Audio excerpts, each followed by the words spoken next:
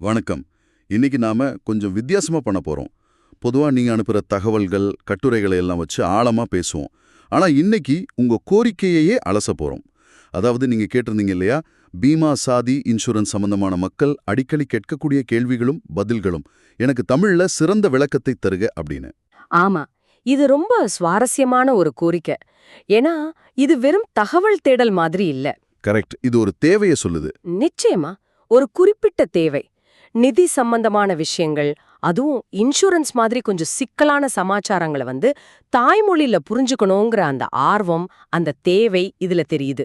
இதுல முக்கியமா பார்க்க வேண்டியது என்னன்னா, அந்த பீமா சாதி இன்சூரன்ஸ் அப்படிங்கிறது என்ன பாலிசி, என்ன கவரேஜ்னு விவரம் எதுவும் இந்த கோரிக்கையில இல்ல. ஆமா, அது கொடுக்கப்படல. அதனால நாம இன்னைக்கு அந்த இன்சூரன்ஸ் பிளானை விளக்க போறதில்ல. அது நம்ம நோக்கம் இல்ல. ஆனா நீங்க ஏன் இந்த கேள்வி எப்படி கேட்டீங்க, தமிழ்ல விளக்கம் வேணும், அதுவும் சிறந்த விளக்கம், அடிக்கடி கேட்கிற கேள்விகள் மாதிரி வேணும்னு கேட்டதோட முக்கியத்துவத்தை நாம ஆழமா பார்க்கலாம். சரியா? சரிதான். அந்த சிறந்த விளக்கம்ங்கிற வார்த்தை ரொம்ப முக்கியம். ஆமா இல்லையா? ஏன் அப்படி சொல்றீங்க? ஏன்னா இன்சூரன்ஸ் பாலிசி டாக்குமெண்ட்ஸ்லாம் பாத்தீங்கன்னா அதுல வர்ற மொழிநடையே சில சமயம் ரொம்ப கடினமா இருக்கும். ஓ ஆமா, சட்ட வார்த்தைகள், டெக்னிக்கல் டேர்ம்ஸ்னு. அதேதான். அது அப்படியே தமிழ்ல மொழிபெயர்த்தா கூட அந்த சிக்கல் அப்படியே தானே இருக்கும். நீங்க எதிர்பார்க்கறது அது இல்லையே. நிச்சயமா இல்ல. அது புரியணும், நடைமுறைக்கு ஏத்த மாதிரி இருக்கணும். கரெக்ட். இப்போ உதாரணத்துக்கு சப்ரோகேஷன்னு ஒரு வார்த்தை வருதுன்னு வச்சுக்கோங்க. அத மாற்றுரிமை கோரல் அப்படின்னு சொல்றதை விட அதுவும் கஷ்டமா தான் இருக்கு. அதானே, அதுக்கு பதிலா உங்களுக்கு நஷ்டம் ஏற்பட்டுச்சு, அதுக்கு வேற ஒருத்தர் காரணம்னா இன்சூரன்ஸ் கம்பெனி அவங்க கிட்ட இருந்தே பணத்தை வாங்கிக்கலாம் அப்படின்னு சொன்னா புரியும் இல்லையா? ஆமா, இது ரொம்ப தெளிவா இருக்கு.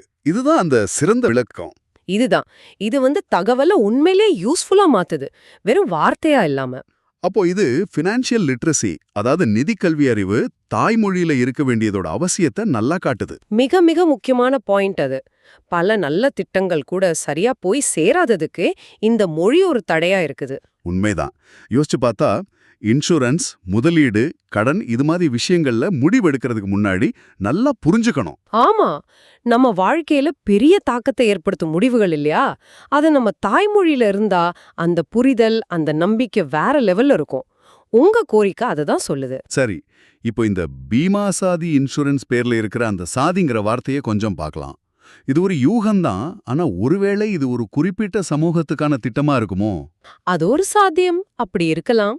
அப்படி இருந்தா அந்த சமூக மக்களுக்கு புரியற மாதிரி தகவலை கொடுக்கறது இன்னும் முக்கியமாகுமே. நிச்சயமா. ரொம்ப சரியான பார்வை. ஒரு திட்டம் யாருக்காகவோ அவங்களோட மொழி, அவங்களுக்கு பரிச்சயமான உதாரணங்கள் வச்சு சொன்னாதான் அது முழுசா போய் சேரும். இல்லனா திட்டம் இருக்கும், ஆனா அதோட பயன் கிடைக்காம போயிடும். ஆமா.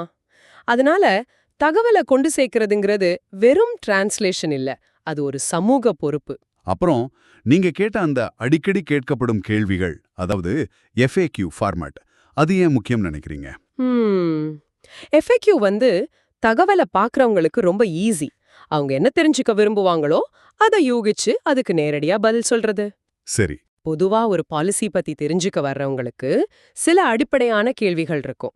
பிரீமியம் எவ்வளோ, எப்ப கட்டணும், என்னெல்லாம் கவர் ஆகும், கிளைம் எப்படி பண்றது, இந்த மாதிரி. ஆமா, இதுதான் எல்லாருக்கும் முதல்ல வர்ற சந்தேகம். இந்த FAQ வடிவம் அவங்களுக்கு தேவையான பதில சீக்கிரமா கண்டுபிடிக்க உதவும். பெரிய கட்டுரையா படிச்சு டைம் வேஸ்ட் பண்ண வேணாம். தகவலும் சின்ன சின்னதா ஈஸியா புரியுற மாதிரி இருக்கும் இல்லையா? ஆமா, பைட் சைஸ்ட் இன்ஃபர்மேஷன் மாதிரி. அதனால குழப்பம் குறையும். நீங்க FAQ கேட்கதே உங்களுக்கு தகவல் எப்படி வேணும்னு தெளிவா சொல்லுது. நேரடியா ஒழுங்கா இருக்கணும்னு. புரியுது. ஆனா இங்க ஒரு சின்ன சிக்கல் வருமே. ரொம்ப கஷ்டமான விஷயங்களை ரொம்ப சிம்பிளா சொல்லும்போது அதோட உண்மையான அர்த்தம் மாறிடாதா? இல்ல முக்கியமான விஷயம் விடுபட்டு போயிடாதா? இது ரொம்ப ரொம்ப முக்கியமான கேள்வி. எளிமைப்படுத்துறோன்னு சொல்லி தப்பான தகவலையோ இல்ல அரைக்குறை தகவலையோ கொடுத்துடக்கூடாது. ஆமா, அது இன்னும் பெரிய பிரச்சனை ஆயிடும்.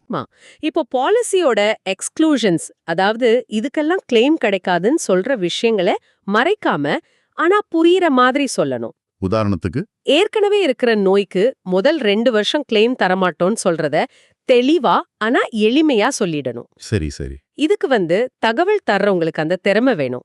சட்ட நிபுணர்கள், நிதி ஆலோசகர்கள், மொழி தெரிஞ்சவங்க எல்லாம் சேர்ந்து வேலை செய்யணும்.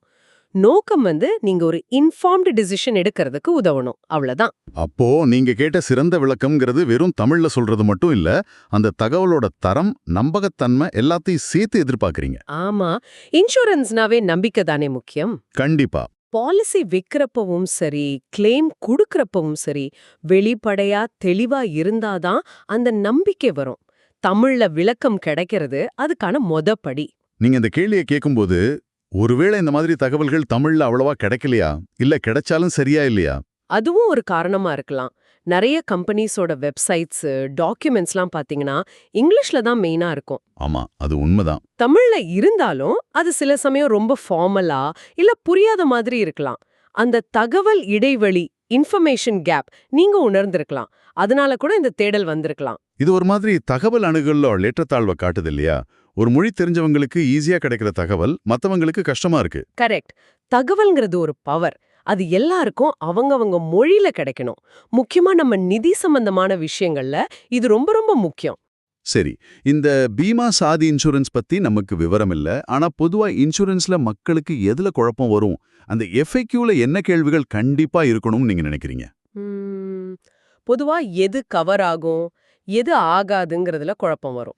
Inclusions, exclusions. சரி. அப்புறம் வெயிட்டிங் பீரியட். சில நோய்களுக்கு உடனே கிளைம் கிடைக்காதுன்னு சொல்றது. அது எவ்ளோ நாள், எதுக்கெல்லாம்? ஓ, வெயிட்டிங் பீரியட். ஆமா. பிரீமியம் எப்படி கட்டணும், லேட்டா கட்டினா என்னாகும், பாலிசி எப்ப கேன்சல் ஆகும், இதெல்லாம் முக்கியம். கிளைம் பத்தி அதுதான் எல்லாரும் யோசிக்கிறது. அது ரொம்ப முக்கியம். கிளைம் எப்படி அப்ளை பண்றது, என்ன டாக்குமெண்ட்ஸ் வேணும், எவ்ளோ நாள்ல பணம் கிடைக்கும், ஒருவேளை ரிஜெக்ட் பண்ணிட்டா என்ன பண்றது, இதுக்கு ஸ்டெப் பை ஸ்டெப்பா தெளிவான விளக்கம் வேணும். பாலிசி ரினியூவல் பத்தியும். ஆமா, ரினியூவல் எப்படி பண்றது, அப்போ பிரீமியம் மாறுமா, கண்டிஷன்ஸ் மாறுமா, இதெல்லாம் தெரியணும். ஆக மொத்தத்துல ஒரு பாலிசி வாங்குறதுல இருந்து கிளைம் பண்றது, ரினியூ பண்றது வரைக்கும் எல்லா ஸ்டேஜ்லயும் வர்ற கேள்விகளுக்கு பதில் வேணும்னு கேக்குறீங்க. ஆமா, அப்பதான் ஒரு முழுமையான புரிதல் இருக்கும். வாங்கும்போது ஒன்னு சொல்லிட்டு கிளைம் பண்ணும்போது வேற மாதிரி இருக்குன்னு ஒரு ஃபீலிங் வராம இருக்கணும்னா ஆரம்பத்திலே தெளிவா இருக்கணும். பாருங்க, உங்க ஒரே ஒரு வரி கோரிக்கையில இருந்து நாம எவ்வளவு விஷயங்கள் பேசிட்டோம். ஆமா, பீமா சாதி இன்சூரன்ஸ்ங்கிறத தாண்டி தாய்மொழியில தகவல் கிடைக்கிறதோட முக்கியத்துவம், நிதி, கல்வி, FAQ மாதிரி விஷயங்கள், தகவல் கிடைக்கிறதுல இருக்கிற கஷ்டம்னு நிறைய பேசிட்டோம். உங்க கோரிக்கை மேல பார்க்க சிம்பிளா இருந்தாலும் அதுக்கு கீழே நிறைய ஆழமான தேவைகள் இருக்குன்னு இது காட்டுது. நிஜம்தான்.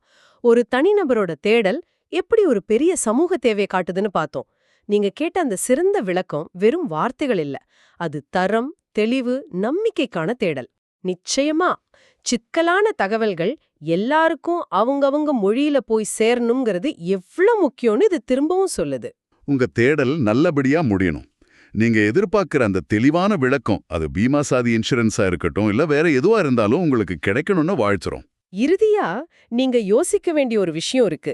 நீங்க உங்க நிதி சம்பந்தமான முடிவுகள் எடுக்கும்போது உங்களுக்கு கிடைக்கிற தகவல் எந்த மொழியில இருக்குங்கிறது உங்களை எப்படி பாதிக்குது, அது உங்க புரிதல, உங்க நம்பிக்கைய, உங்க நிதி முடிவுகளை எப்படி மாத்துதுன்னு கொஞ்சம் யோசிச்சு பாருங்க. இது வெறும் மொழி பத்தின கேள்வி இல்ல, உங்க நிதி எதிர்காலத்தை பத்தின கேள்வி.